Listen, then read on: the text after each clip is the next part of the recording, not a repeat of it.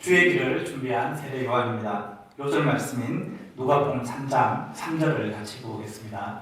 시작.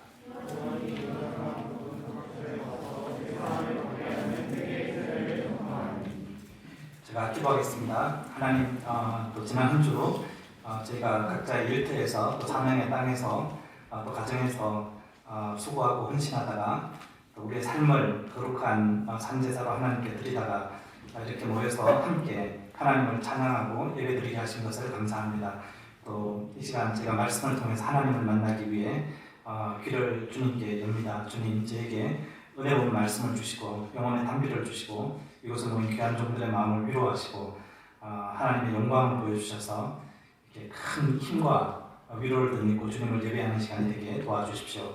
부족한 종에게 성령의 기름을 부어주시고 오직 하나님이 부족한 종을 통해서 전하고자 하는 말씀만이 밝히 증거되기를 간절히 기도합니다.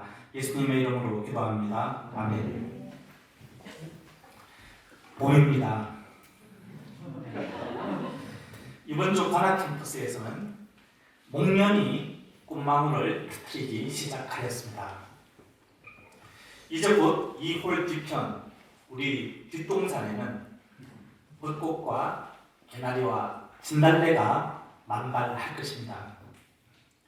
마음이 설렙니다.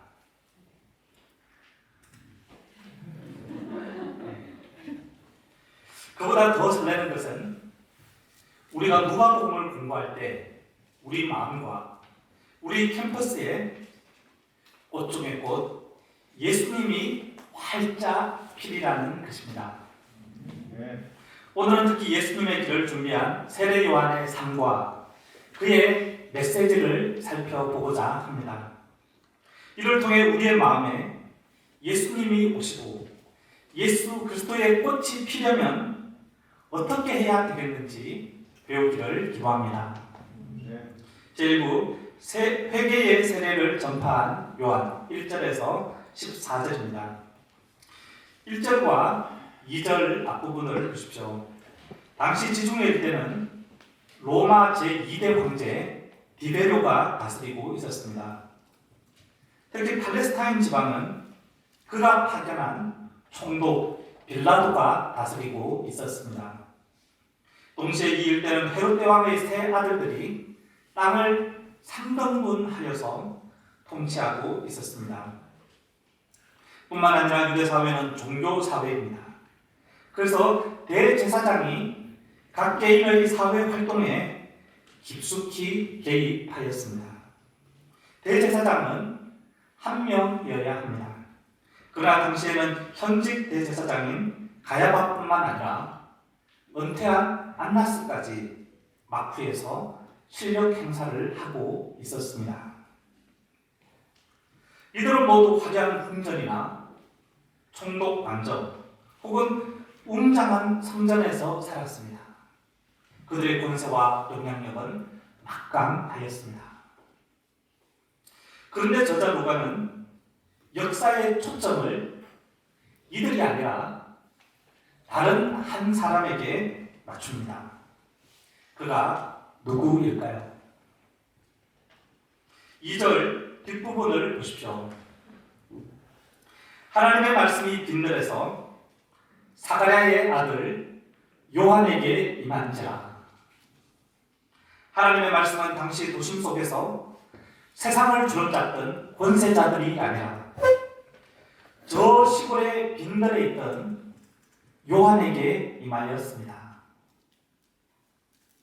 그는 제사장 사가랴의 아들로 빈들에서 늘 기도에 힘쓰며 성경 말씀을 묵상하고 필사하는 일을 했던 에세네파 소속의 쿰란 공동체의 일원이었습니다. 당시 요한의 나이는 30이었습니다. 20대 청춘 시절 또래의 예루살렘 청년들은 날마다 포도주를 마시고 여행을 가고 맛집을 탐방하러 다니며 연애를 하고 세상 정욕을 즐겼습니다. 그러나 그는 이 모든 세속적인 환경을 차단하고 빈들에서 메뚜기를 잡아먹고 석청을 따먹으며 도탄에 빠진 백성들을 구원할 길을 찾기 위해서 열심히 성경을 연구하였습니다. 그리고 죽여 죽어가는 백성들을 위해서 메시아를 보내주시도록 하나님께 간절히 기도하였습니다. 이러한 그의 영혼은 늘 성령에 감동되어 있었습니다. 그때 세상의 그 어떤 지도자들에게도 임하지 않던 하나님의 말씀이 무려 400년 만에 요한에게 임한 것입니다. 우리는 막강한 권세를 행사하고 큰 영향력을 끼치는 자리에 올라가기를 좋아하는 본성이 있습니다. 그런 자리에 앉아야 하나님의 역사에서도 귀하게 쓰임을 받을 것이라고 생각합니다. 그래서 한 자리 하려고 길을 씁니다. 결정권을 가진 사람들이 나에게 그 자리를 주지 않으면 원망하며 힘을 잃습니다. 그냥 교회를 나가버리겠다고 합니다. 그러나 하나님은 수많은 사람들에게 둘러싸여 영향력을 행사하고 있는 그런 사람을 쓰시는 분이 아닙니다. 하나님은 세상의 권력과 제도와 인간의 신분과 건물에 구속받지 않습니다. 하나님은 사람의 중심을 보십니다. 그래서 세례요한같이 세상의 모든 것을 뒤로하고 오직 하나님 앞에 나와 기도의 자리에 앉아있는 사람을 주목하십니다.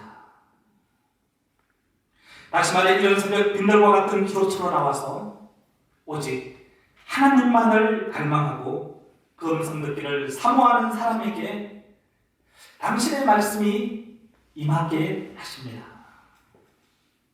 그런 사람들을 불러일으켜 그 시대를 구원하는 일에 쓰십니다.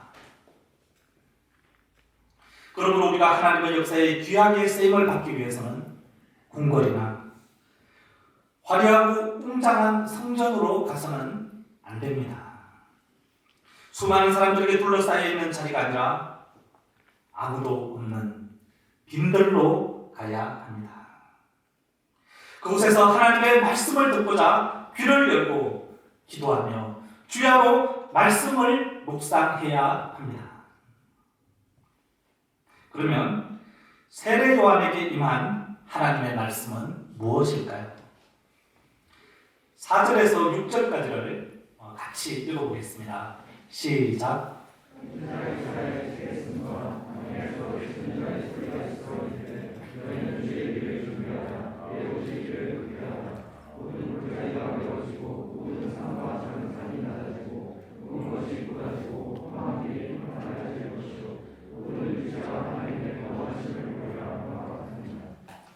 이 말씀은 이사야서 40장 3절에서 5절에 나오는 말씀입니다. 하루는 요한이 이사야서를 읽고 있었는데 이 말씀이 그의 심령에 강하게 부딪혀 왔습니다. 그는 이 말씀이 하나님이 자신에게 주는 말씀임을 알았습니다. 이때 그는 어떻게 하였습니까? 3절을 우리 장막 형제님들이 읽어주시겠습니다. 시작. 요한이 요단강 그에 와서 제 사람을 밖에 하여 세계의 세례를 전파하니. 요한은 이사야서 말씀에 순종하여 요단강 부근에서 회개의 세례를 전파하였습니다. 그리고 회개한 사람들에게는 요단강 물로 세례를 주었습니다. 이는 회개한 사람들에게 죄를 용서해주고 그들의 죄를 씻어준다는 의미입니다. 그런데 여기서 회개란 무엇일까요? 4절과 5절을 보면 골짜기가 메워지고 모든 산과 작은 산이 낮아지고 굽은 것이 곧아지고 험한 길이 평탄하여지는 것입니다. 모든 골짜기, 모든 산과 작은 산, 굽은 것과 험한 길, 이 단어들은 다 메타포입니다. 그 어떤 것은 우리의 마음속에 있는 정욕과 교만과 시기심과 각종 죄로 인한 내면의 상처와 영혼의 질병 등 메시아를 영접하는 데 방해가 되는 모든 마음 상태를 가리킵니다. 이사야는 이러한 마음을 울퉁불퉁한 길에 비유하였습니다. 길이 심하게 울퉁불퉁하면 차가 다닐 수가 없습니다. 사람이 걸어다니기도 어렵습니다. 마찬가지로 큰 죄를 짓고 마음에 상처가 나서 깊은 골짜기가 생기고 영혼이 병들어 늪지대처럼 꺼져 있는 사람들의 마음속엔 예수님이 오실 수가 없습니다. 아주 교만하여 태산처럼 높아진 사람의 마음에도 예수님이 올라갈 수가 없습니다. 이런 교만한 사람들은 하나님의 자리에 자신이 앉아서 자신이 자기 인생의 주인 행세를 하기 때문에 예수님의 접근을 원천 봉쇄합니다. 뒤틀린 마음은 모든 것을 삐딱하게 보고 왜곡합니다. 그래서 진리의 왕 예수님의 말씀을 도무지 이해하지 못하고 영접하지 못합니다. 예수님이 우리의 마음에 들어와 우리의 병든 내면을 치료하고 우리의 영혼을 구원하도록 하기 위해서는 우리는 우리의 마음을 곧게 해야 합니다.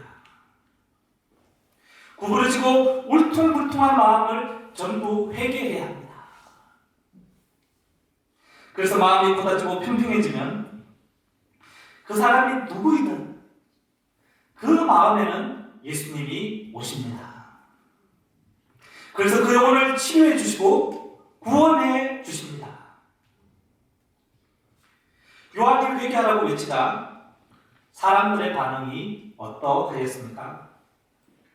7절을 보십시오. 무리 곧 많은 사람들이 요한에게 세례를 받으러 나아왔습니다. 요한은 이들을 어떻게 하였습니까?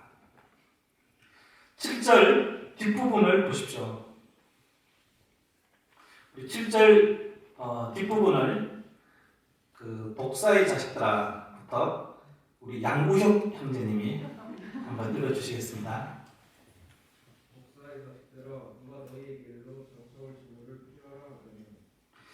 요한은 회개하러 나오는 무리들을 독사의 자식들이라고 불렀습니다.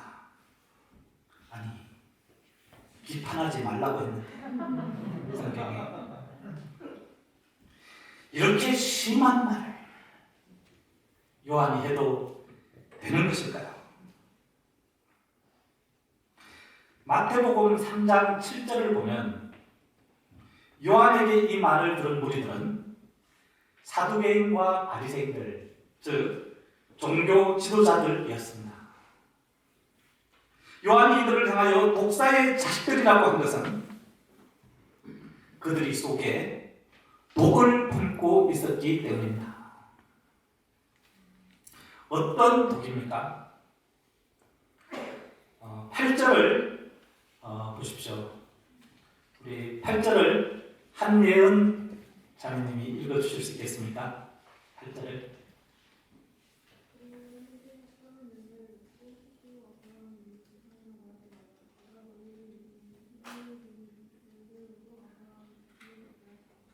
예, 감사합니다. 그들에게는 그들이 아브라함의 자손이요 택함 받았다는 자부심이 있었습니다. 그런데 이것이 왜 복이 되었습니까? 그들은 겉으로는 거룩했지만 뒤로는 엄난하게 살았습니다. 불쌍한 과부의 재산을 탐하였습니다. 자기 눈에 있는 들보는 보지 못하고 백성들의 눈에 있는 작은 티를 빼려고 혈안이 되어 있었습니다. 그들은 위선자들이었습니다. 탐욕이 가득한 자들이었습니다. 교만이 충만한 자들이었습니다. 그런데 그들은 다른 사람의 허물에 집중하다 보니 다른 사람의 작은 허물에 집중하다 보니 자신들의 큰 죄는 깨닫지 못하였습니다. 그래서 회개할 수도 없고 구원을 얻을 수도 없었습니다. 그러니까 아브라함의 자손이라는 헛된 자부심이 그들에게 복이 된 것입니다. 뿐만 아니라 백성들에게도 복이 되어 자기들도 망하고 백성들도 구원을 얻지 못하게 하였습니다. 오늘날도 많은 사람들이 자신의 출신 성분이나 경제력이나 학벌이나 아무튼 다른 사람보다 상대적으로 나은 무엇인가 때문에 술을 좀 더 잘 마신다는 그런 것 때문에 혹은 어떤 소셜 포지션 때문에 교만한 생각을 합니다. 나는 너희들과 다르다는 속교만을 가지고 있습니다. 어떤 사람들은 다른 사람들에 대해 배우고 이런 사람들은 다른 사람들에 대해 배우고 존경하는 자세를 가지기보다 항상 무시하는 마음으로 가르치고 훈수를 줍니다. 자기 눈에 덕보가 있음에도 끊임없이 다른 사람의 눈에 티를 빼주고자 위선을 떱니다. 그러다 보면 늘 다른 사람들이 죄인이고 자신은 하나님 앞에서 얼마나 비참한 죄인인가를 발견하지 못합니다. 이는 참으로 비참한 일입니다. 왜냐하면 결국에 그 인생이 죄로 파멸되고 말 것이기 때문입니다. 구절을 보십시오. 구절을 최기찬 형제님이 읽어주시겠습니까?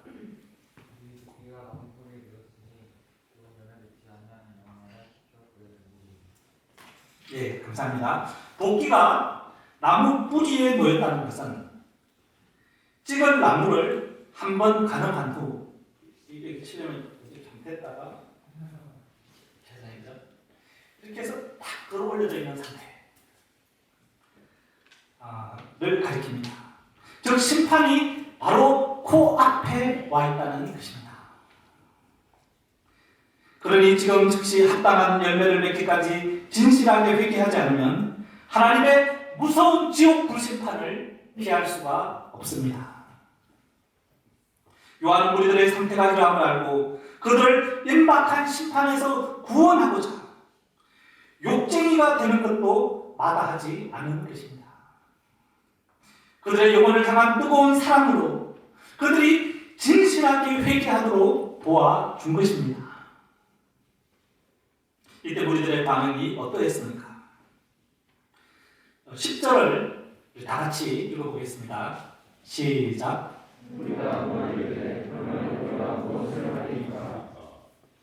보통 사람들 같으면 독사의 자식들아 라고 하면 독사보다 좋은 개의 그 선이라고 해도 어떻게 반응합니까? 뭐라고 하며 독을 뿜어내며 죽이려고 달려들 것입니다. 그러나 우리들은 어떻게 하였습니까? 놀랍게도 그들은 그러면 우리가 무엇을 하리까? 라고 겸손하게 물었습니다. 이들은 요한이 전한 회개의 메시지에 가슴이 무너졌습니다. 자신들의 엄밀한 행위와 깊은 속을 다 들킨 것 같아서 변명의 여지가 없었습니다. 진정한 회개를 위해서라면 무엇이든지 하겠다며 제발 알려만 달라고 하였습니다. 요한의 메시지는 죄인들을 제압하여 죄에서 구원하는 힘이 있었습니다. 이 힘은 어디에서 온 것일까요? 똑같은 말을 어떤 사람이 하면 반발합니다. 어떤 사람이 하면 아주 심한 말일 때 듣고 해결합니다. 사람은 올바른 말을 듣는 것이 아니라 올바른 사람의 말에 귀를 기울입니다. 요한은 말씀과 기도로 심플하게 살면서 하나님을 사랑하였습니다. 이런 사람이 사심없이 순수한 사람으로 하나님의 말씀을 전하니 그 말씀이 개인의 감정이 실린 말씀이 아니라 좌우의 낯선 어떤 것보다도 얘기하여서 혼과 영과 및 관절과 심령 골수를 찔러 쪼개는 하나님의 말씀으로 들린 것입니다.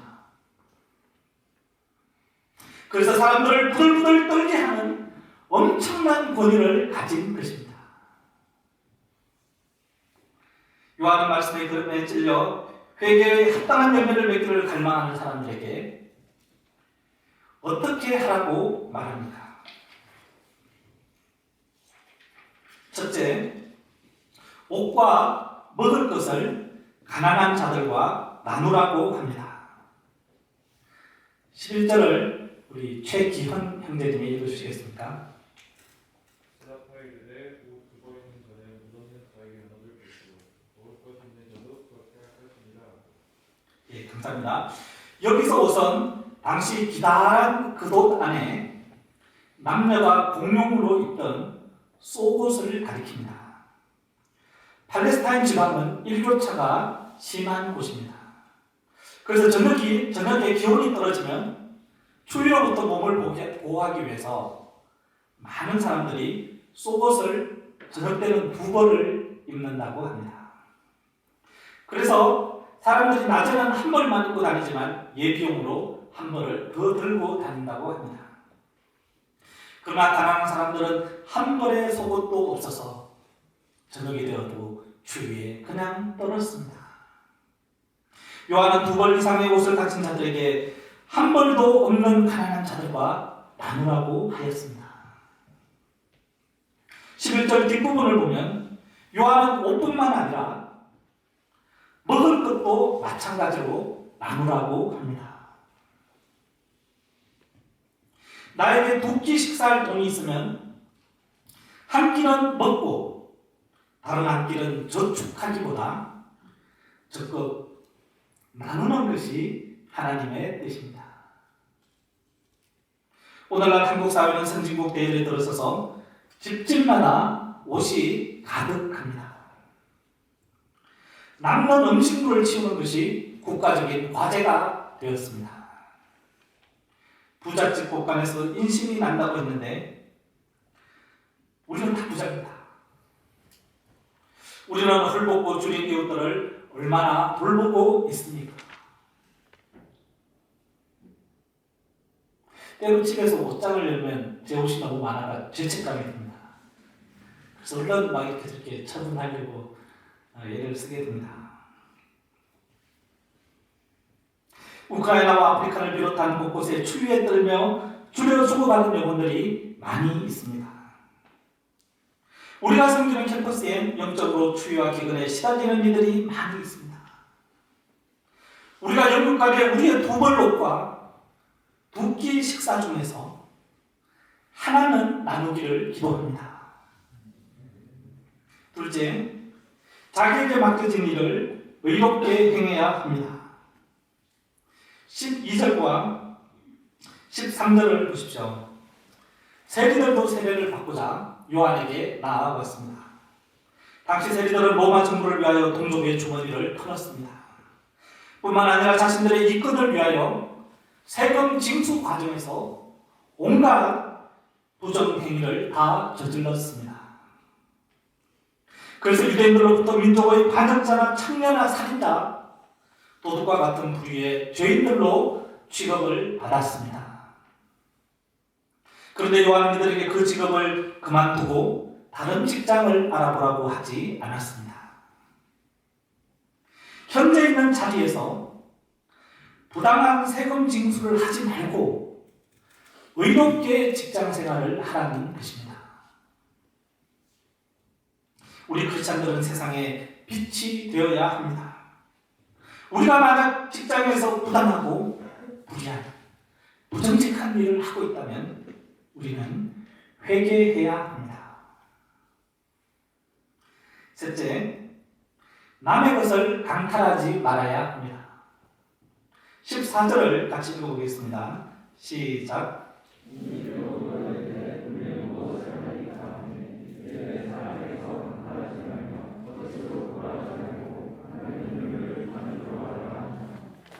이번에 군인들이 자신들은 무엇을 회개하면 좋은지 물어보았습니다. 여기서 군인들은 세리들이 데리고 다니던 유대의 사병들을 가리킵니다. 그들은 평소 봉급이 적다며 불만이 많았습니다. 그래서 백성들을 위협하거나 공문하여 돈을 빼앗거나 중상모략과 같은 거짓말로 백성들의 재산을 갈취하였습니다. 그 결과 사회 질서가 문란해지고 백성들의 생활은 더욱 핍절해 갔습니다. 요한은 이 같은 죄를 짓던 군인들에게 이러한 죄에서 돌이키라고 하였습니다. 그러기 위해서는 자신들이 받는 봉급에 만족해야 한다고 하였습니다. 오늘날 사람들이 자신의 월급과 자신의 것에 만족하지 못하고 주식과 가상화폐와 부동산 투기 등 얼마나 많은 탐욕을 부리고 있는지 모릅니다. 그 결과 남의 것을 빼앗기도 하고 사기를 치며 각종 죄악을 범합니다. 러시아는 GDP가 우리나라와 비슷합니다. 그러나 석유와 천연가스를 비롯한 자원이 거의 모든 분야에서 전 세계 1등입니다. 얼마나 풍족한 나라인지 모릅니다. 그러나 지도자 푸틴은 여기에 만족하지 못합니다. 그의 탐욕은 수많은 사람들의 삶을 짓밟고 생명을 앗아가고 있습니다. 이러한 탐욕은 비단 러시아와 푸틴만의 문제가 아닙니다. 다른 많은 강대국들의 그리고 지도자들의 실상이기도 합니다. 우리 그리스도인들은 자기의 것에 만족하고 감사할 줄을 알아야 합니다. 그것이 탐욕이 이야기하는 많은 죄악들에서 나를 지켜줍니다. 이 상에서 요한이 지적한 것을 한마디로 회개란 실생활에서 아주 구체적으로 이루어져야 한다는 것입니다. 이제부터는 인류를 사랑하겠습니다. 이렇게 두리뭉술하게 회개하는 것이 아닙니다. 그보다는 우크라이나 전쟁 때문에 고생하는 사람들을 위해 한 푼이라도 헌금하는 것입니다. 그리고 이제부터는 인류를 구원하는 일에 저의 전 인생을 헌신하겠습니다. 이렇게 거창하게 회개하라는 것이 아닙니다. 캠퍼스에서 방황하는 한 사람에게 한마디의 성경 말씀이라도 가르치라는 것입니다. 회개는 말로 하는 게 아니라 실제 삶에서 구체적인 열매를 맺는 것입니다. 제2부 성령과 불로 세례를 베푸시는 예수님 15절에서 17절입니다. 15절을 보십시오. 15절을 우리 자매님들께서 읽어주시겠습니다. 시작.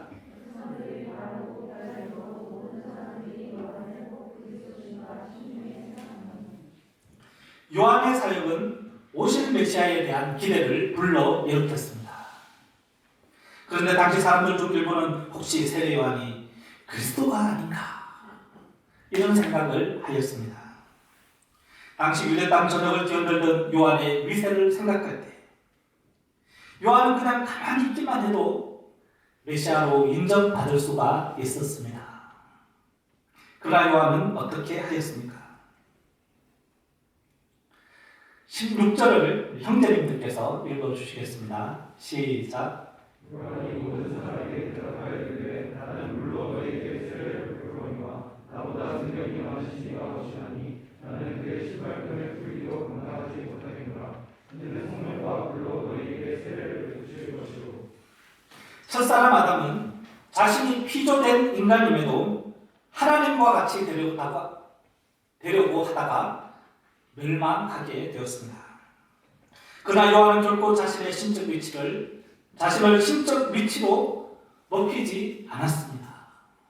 감히 그가 하나님이 되려고 메시아가 되려고 하지 않았습니다. 그는 자신이 메시아가 아니라고 분명하게 말하였습니다. 오히려 메시아의 신발끈을 풀기도 감당치 못할 자라고 하였습니다. 이 말은 예수님이 얼마나 존귀하고 높은 분이신지를 말함과 동시에 자신이 그 앞에서 얼마나 작고 비천한 자인가를 고백한 것입니다. 성령으로 충만했던 요한은 사람들의 인기에 흔들리지 않았습니다. 성령의 도우심으로 그가 알고 있는 영적 진실을 겸손하게 붙들었습니다. 더 나아가 그런 예수님이 어떤 분이신지를 적극적으로 증거하였습니다. 요한이 증거한 예수님은 어떤 분이십니까? 16절을 다시 보십시오. 세례 요한의 핵심 사역은 물세례입니다. 이것은 죄를 회개하고 죄를 씻어버리는 것입니다. 죄를 짓던 옛사람을 벗어버리는 것입니다. 그런데 물로 몸을 씻거나 물에 한번 들어갔다가 나온다고 해서 죄가 진짜로 씻겨나가는 것은 아닙니다. 어떤 사람들은 이렇게 물로 머리에 세례주는 걸로는 죄가 안 씻기고 물속에 완전 들어갔다가 침내에 나가야 죄가 씻긴다 이렇게 하는데 들어갔다가 나와도 안 씻깁니다. 물세례는 실제로는 상징적인 것에 불과합니다. 죄를 진짜로 씻어내는 것은 성령입니다. 요한은 자신은 물로 세례를 주었지만 예수님은 이러한 성령으로 세례를 베풀 것이라고 하였습니다. 세례의 원형은 애굽에서 노예 생활을 하던 이스라엘 백성들이 홍해를 건너가는 것입니다. 이때 애굽에서의 노예 생활과는 완전히 작별하게 됩니다. 이제는 거룩한 나라 제사장 백성으로 새롭게 태어나서 저 젖과 꿀이 흐르는 땅을 향해서 나아가는 것입니다. 예수님의 성령 세례는 이렇게 우리의 옛사람을 완전히 수장시켜 버리고 이제는 하나님을 사랑하며 그 뜻대로 살 수 있는 영원한 새 생명을 입혀주는 것입니다. 성령이 역사할 때 정말 이 놀라운 기적이 일어나는 것입니다. 그러므로 예수님은 우리를 죄에서 구원해 주시는 구주이십니다. 그러나 예수님은 동시에 자신을 믿지 않는 자들은 심판하시는 심판주이십니다. 17절을 같이 읽어보겠습니다. 시작.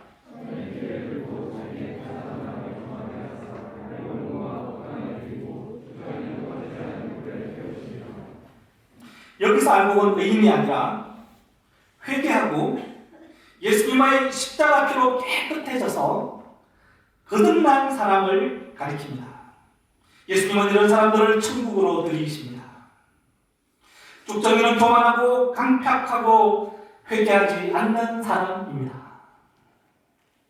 악행을 저지르며 사는 사람들입니다.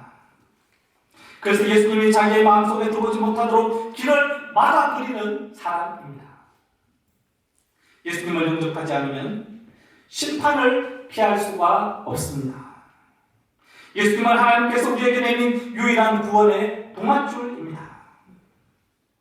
그러므로 심판을 피하기 위해서는 반드시 회개하고 예수님을 영접해야 합니다. 내 마음의 길에 예수님이 오시게 해야 합니다. 최근 오랫동안 우울증을 앓았던 분이 성령 세례를 받아서 깨끗하게 치유되었다는 간증을 들었습니다. 예전에 강기동 목사님이 예수님의 십자가 앞에서 회개하고 이런 은혜를 덧입었다고 했는데 이번에 또 우리 가운데 이런 간증을 하는 사람이 있는 것을 듣고는 제 마음이 아주 기뻤습니다. 이분은 오랫동안 다른 사람들을 원망하고 불평하는 말을 많이 하였습니다. 자신의 인생에 닥친 여러 어려움과 불행이 다른 사람들 때문이었다고 생각하였습니다. 이렇게 불평하다 보면 마음이 한없이 높아져서 비판의 말도 스승지 않았습니다. 어떨 때는 슬픈 생각, 죽어버리고 싶은 생각 등 부정적인 생각으로 마음이 깊은 골짜기처럼 한없이 꺼져 버렸습니다. 이런 울퉁불퉁한 마음은 자신을 더욱 슬픔과 우울감 속으로 몰아갔습니다. 이런 슬픈 상태에서 벗어나려고 몸부림을 치면 칠수록 이것은 의학적인 것이며 의학적으로는 치료가 불가능한 병이라는 사실을 확인할 뿐이었습니다. 그러다가 하나님이 자신을 징계하시는 손길을 느꼈습니다. 그때 정신이 번쩍 들었습니다. 그동안 남을 원망하고 미워하던 모든 죄악을 정말 애통이 온 심령으로 목숨을 걸고 회개하였습니다. 그리고 직장에서든 어디서든 살고의 모든 현장에서 아주 작은 일에도 감사하며 살고자 애를 썼습니다. 모든 것을 나의 문제로 받아들이고 회개하자 마음이 굳어지고 그 마음에 예수님이 오셨습니다. 예수님은 회개한 그 심령에 죄사함의 은혜를 주시고 성령으로 세례를 베풀어 주셨습니다. 이렇게 해서 성령으로 충만해진 그의 영혼은 의학적으로 치료가 불가능해 보이던 우울증이 감쪽같이 사라지는 기적을 체험하였던 것입니다.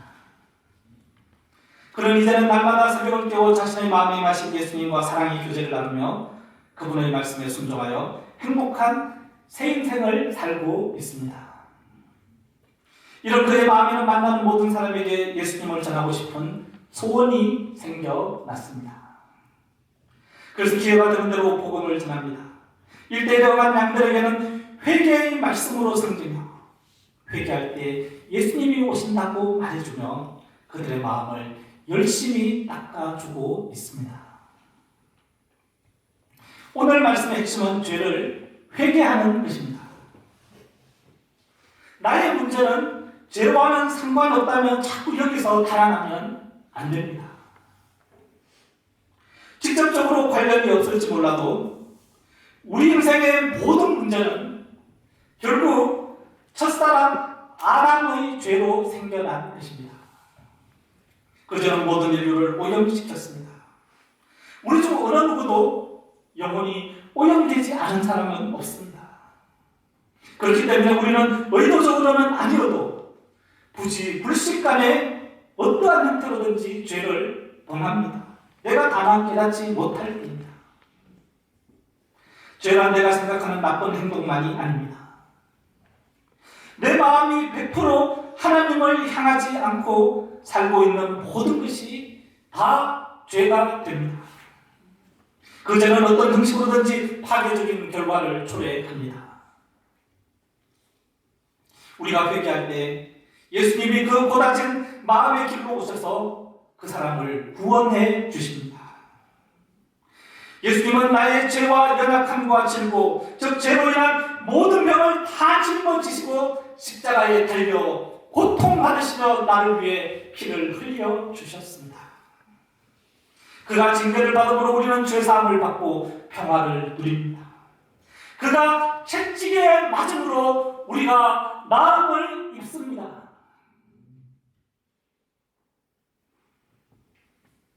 지난주 봄바이블 아카데미에 코로나 바이러스를 듣고 새로운 학생들이 35명이나 참석하였습니다.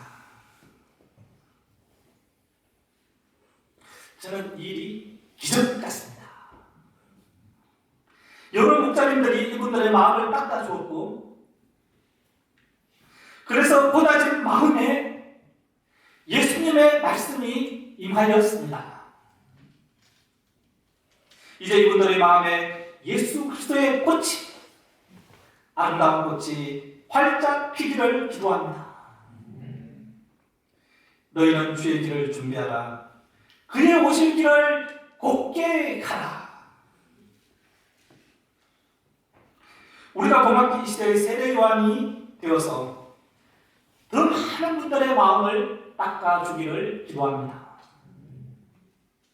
그래서 그들의 마음에 예수 그리스도의 생명의 꽃을 활짝 피우기를 기도합니다. 기도하겠습니다. 하나님 아버지, 우리가 회개할 때 우리의 마음이 고다지고 평탄해지고 주님이 오시는 것을 배웠습니다.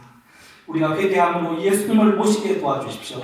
모든 이들의 마음에, 이 예배에 참석한 모든 이들의 마음에 우리 예수님이 아름다운 꽃으로, 생명의 꽃으로 피기를 간절히 기도합니다. 예수님의 이름으로 기도합니다. 아멘.